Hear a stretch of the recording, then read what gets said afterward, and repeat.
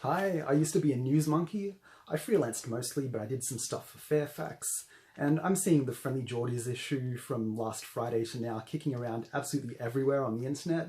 So I thought I'd tackle a few of the frequently asked questions that people have. If you don't know, Friendlyjordies is an excellent Australian internet comedian and someone who's really good at digging up things that aren't quite right in Australian politics. So anyway, last Friday, his producer, Kristo Langker, 21, was tackled and arrested in his home by a special 17-person unit that was put together by the New South Wales Police for catching extremists. That's a bit weird, isn't it? So the first question people have is, why did this person who works for a YouTube comedian and has been looking into the Deputy Premier of New South Wales lately, why did he get tackled and manhandled by this special police unit in his front yard? Well, the short of it is the Deputy Premier of New South Wales is suing Friendlyjordies.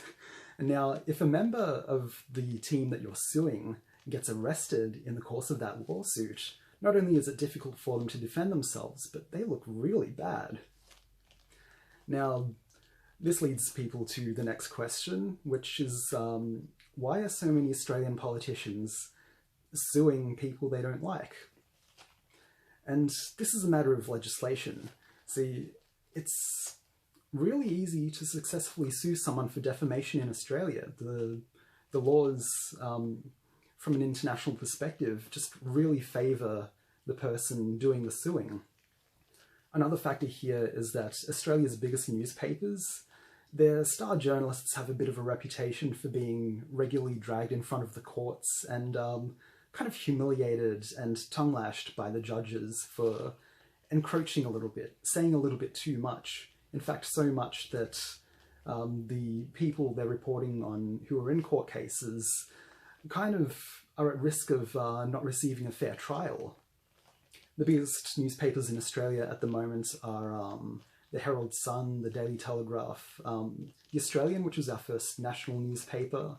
And if I'm really honest with you, a little industry secret, they're more of a lobbying vehicle for Rupert Murdoch and his family.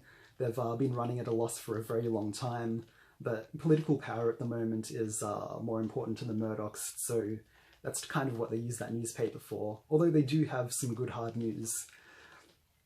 Now, it has to be said that people outside the media don't really understand that it's only the big newspapers that have this reputation and suffer from this issue of being regularly embarrassed in court.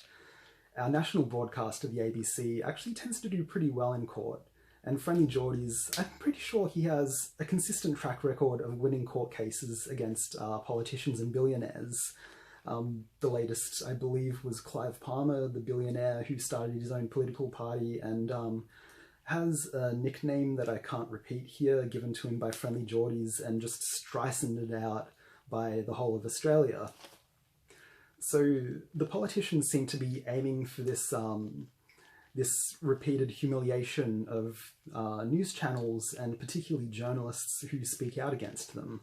One really interesting example recently is Christian Porter, the former Attorney General of Australia, who at the beginning of his lawsuit against the Sydney Morning Herald and one of their reporters specifically, he was kind of shopping around for the best court, the one where he would stand the biggest chance of successfully suing someone for defamation. In my experience, it's the state of Victoria. Like, if you can get into the highest court possible there, the better, because in Victoria you can say the truth and still be defaming someone. Anyway, he lost that lawsuit not long ago, which again is very embarrassing for the people involved. So they tend to avoid that, but we are currently watching our political landscape learning an important lesson. So if you're from overseas, take a close look at the Australian media in the next couple of months and you'll see some incredible stuff. Which brings us to the next question, which is what's going on with the left and the right? You know, our political sphere is just as fragmented as everyone else's right now. We do have a far left and a far right, and they are coming together in a way that we may not have seen before. Even in these previous periods of fragmentation, like the 60s and 70s, or a period leading up to World War II, you would actually have Friendlyjordies' favourite, the Labour Party, and a far-right party called the New Guard, actually beating each other up in the streets. They would meet up on city corners, or perhaps there were factions of them crossing the road, and they would get into fistfights, these politicians. Of course, in the same period, you saw, in fact, artists, because artists often had political careers in Europe doing the exact same thing, so it wasn't so unusual then.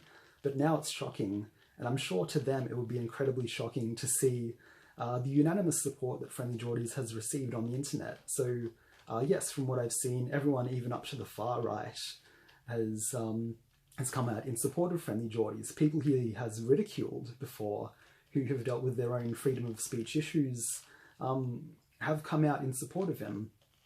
Just quickly, one of the questions I didn't have down here, but is a frequently asked one, is if we have freedom of speech in Australia. Enshrined in law, no.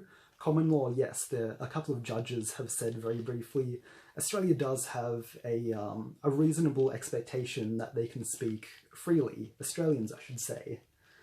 So, of course, the big question here is, what is this unit that arrested the producer? It's called the Fixated Persons Unit. It was set up just before, excuse me, well, it was just after a siege in Sydney where a religious extremist, well, he killed one person, another person died during his, what was meant to be his arrest, but he died in that process as well, so 3 deaths in total. And just before a commission into what the hell happened leading up to and during that siege, this Fixated Persons Unit was created. You have, I believe, 17 detectives on the team, and very importantly, something you're not seeing mentioned very often, a team of mental health professionals. Now, they seem to have been given some facts that weren't completely true, because when they tackled Kristo Langker, of course, being the producer, they were told that he was stalking the Deputy Premier of New South Wales, this extremely important person, and that he had followed him for 200 metres to harass him at a state funeral. Now, this is a very big deal, and it is the kind of thing that a lone wolf extremist would do. There appears to be camera evidence that he didn't do that. He certainly didn't take the specific actions or say the specific harassing things that were mentioned in the paperwork that they were following during his arrest. So the police, of course, have joined the left and the right in being mad about this, and we may see some complaints from the Fixated Persons Unit because, of course, they have a big team of mental health professionals helping them out as well, and this is really crucial. They are not just, tackling extremists. They're going out and speaking to them, negotiating, trying and getting into their heads, and really de-escalating in a way that leads to the least deaths possible. This is not a glamorous team. This is not a sexy 6 o'clock news team. These are people who go out and get the job done and have no bearing on, for example, elections. This isn't something you can campaign with because tough on crime people don't want to be seen, putting out psychologists and using soft skills to bring down an attacker that you will never even hear about if they don't go on that attack. Of course, there's a maxim in politics that a conservative needs an enemy, and it's impossible to have an enemy if you eliminate them before they do anything. And that's what this unit does, and they seem to be positioned to do it extremely well. They're getting a very bad rap at the moment, and again, it seems to be because they were doing their jobs well with the information they had, but the information, it was very inconsistent. We may see in the near future a little bit of criticism in their methods. Why didn't the mental health people come out sooner? But I'm sure that will emerge sometime next month, because another big question here is, does this change things? And You know, I'm gonna throw out a big controversial prediction and say that this won't change things. Because the Fixated Persons Unit was doing its job, we have quite an effective intelligence community in Australia, though I won't say too much about. But yeah, they do kind of quite regularly, you know, raid people. There was a figure for a while there in the last decade where one of our major security forces was kind of botching 50% of its investigations, by which I mean it was either the wrong address or it turned out to be a bad tip. But nonetheless, they kind of do a more thing rather than a less thing. So they investigate more people, they'll knock down more doors if they have to. And in their opinion, this has led to a more secure country and, you know, more people sleeping at night, etc., etc. Very debatable, and I look forward to that debate continuing when this case is over. But what I think is going to happen is that we're going to find out that, of course, the unit did its job well. Friendlyjordies is going to have a much bigger international reputation. That's something we're seeing already. Major stars are talking about this issue. The defamation laws have gone through a very tiny amount of reform, particularly in the state of Queensland in the last year. We're trying to kind of clarify things and to decide what defamation is, to decide what you can sue over, what you can win.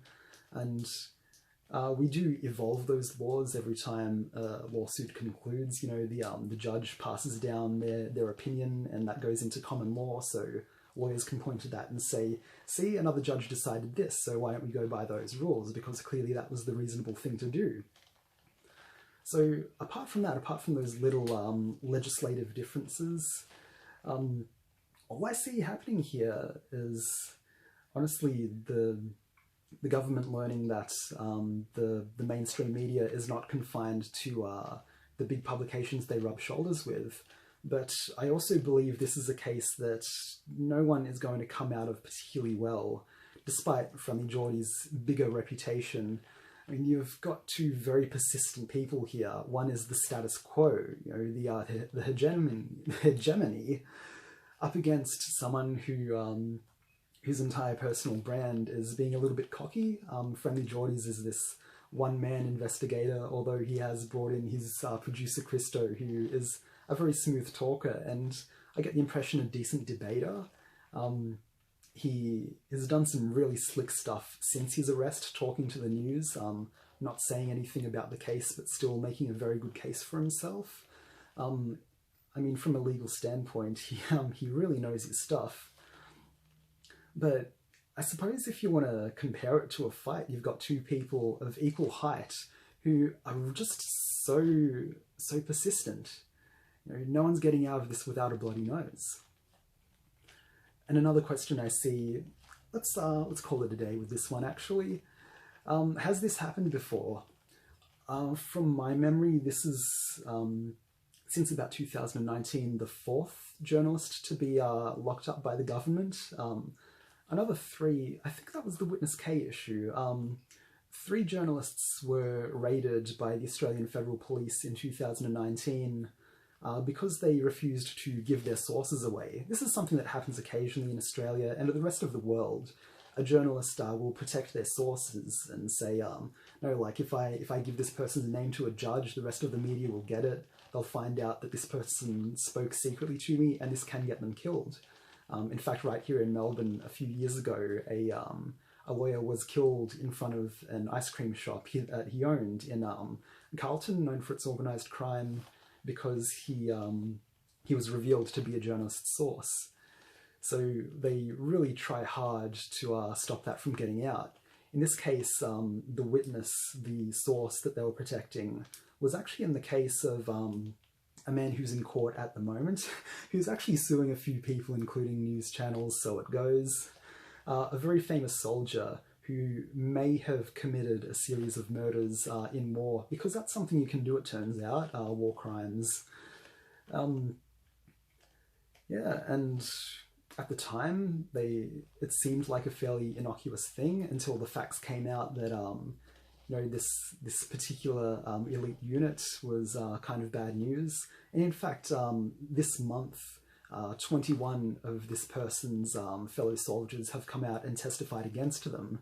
So that's what those journalists were protecting, and they were raided. I believe there were arrests, and it was a whole big thing. So we do have a very recent tradition of this. And this is partly as well by the reason that the defense of Friendlyjordies by everyone, including a big part of the media, including the media that doesn't like him, which is most of it actually. That's another story. They have come out in defense of him, and it's been so galvanized because this is in our recent memory, and those journalists who protected their sources are turning out to be quite right. If you're wondering anything else, just drop me a comment. Just, I don't know, find me. Everyone does.